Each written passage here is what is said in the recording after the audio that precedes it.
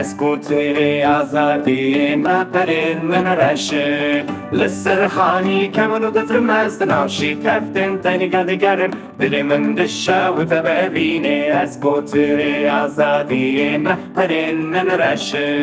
li ser xanî kevn û difrim ez di nav şikeftên tenik digerim dilê min dişewite be evînê Ez evîndarê çavên belek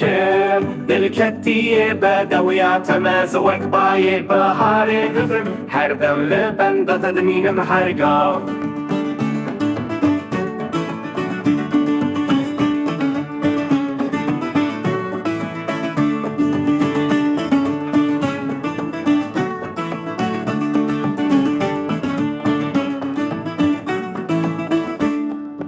Ez kotirê evînê me perên min sorin li ser darên bilind û kevir digerim di nav kulîlkên rengîn de difrim ji bo te distrêm stranên evînê